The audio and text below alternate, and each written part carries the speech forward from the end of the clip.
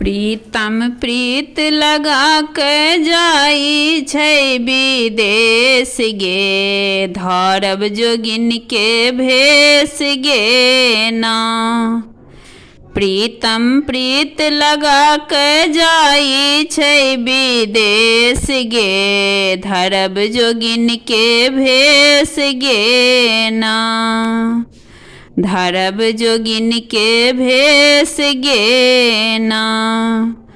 चैत चित नहीं थीर बैसाख गर्मी के दिन, जेठ चिट्ठियो नहीं दई छै बालाम गे, धरब जोगिन के भेष गे ना।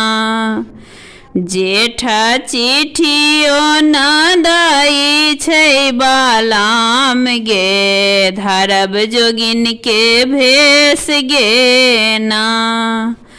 आषाढ़ बरस दिन राति सावन झिमिक झिमिक का पानी, भादव रातिक अन्हार परम डेरावन गे, धरब जोगिन के भेष गे ना।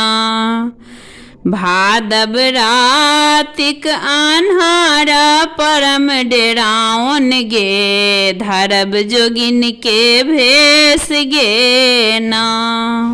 आसिन असरा लगाएब कार्तिक कंत लिखी पठाएब, अगहन मन होइया जाई तौ नैहर गे, धरब जोगिन के भेष गे ना।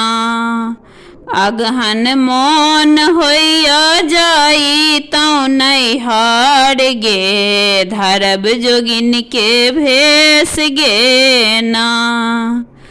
पूस सिरक भराएब माघ पिया के बजाएब, फागुन फगुआ खेलैतौ दोनों मिल के, धरब जोगिन के भेष गे ना।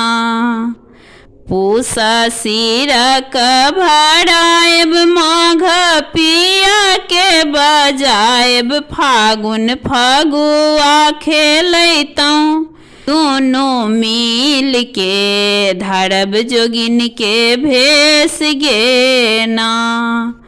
फागुन फगुआ खेलैतौ दोनों मिल के, धरब जोगिन के भेष गे ना।